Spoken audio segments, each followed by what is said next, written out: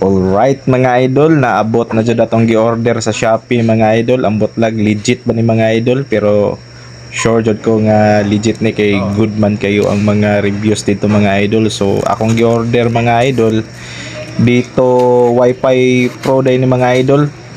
Ato ning i-try mga idol basig magamit din nato ni sa atong ginagmayng negosyo mga idol no.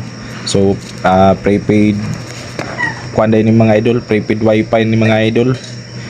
So mao ni ang parcel mga idol ato ning i-open mga idol og lisod pa day kay ni mag-open ta mga idol no nga nata sa opisina mga idol no maulaw pud ta baka na mag-video pud ganita nya mag-open og parcel ulaw pud baya. So mao na ni ang atong parcel mga idol oh legit jud kay dito man nga karton ato nakita. So mao na atong gi-order karon mga idol, gwapo kay pagka-sealed mga idol oh. So mao ni ang sulod mga idol. Na mga kuandra mga idol instruction og napoy LAN cable mga idol tapos type C nga charger mao na ang sulod og mao ni mismo ang iyang modem mga idol og na po ni free nga SIM mga idol katong nay unli nga 1 month mga idol ba mao na oh, ang SIM. So atong i-try mga idol, so wait lang ta na mga idol nga mawala ng red mga idol og ang indication sa good signal mga idol kanang mag green daw ang kanang sa bar signal niya mga idol oh.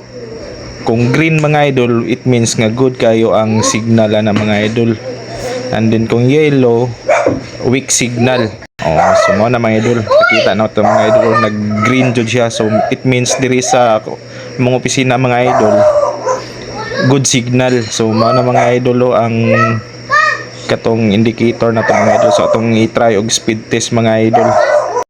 Unahon na to dre sa fast.com mga idol kung pilay makuha mga idol. So ang ihang maximum daw ani mga idol up to 100 Mbps. So first attempt na to mga idol 25 Mbps. So try na to ikaduha mga idol kung pilay makuha mga idol.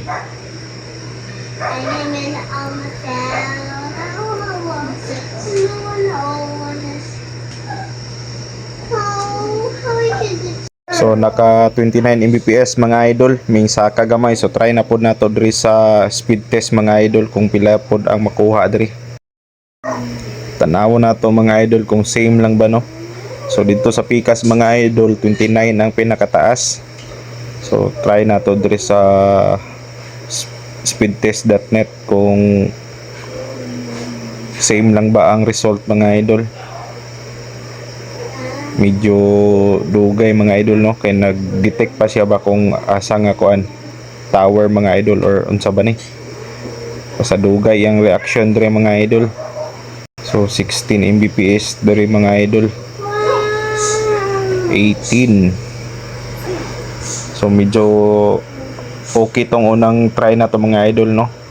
So naka 20 Mbps ta dire mga idol. Okay na po ni mga idol no sa atong window machine mga idol kung kini atong gamiton, depende na lang dun sa area mga idol kung okay ang signal.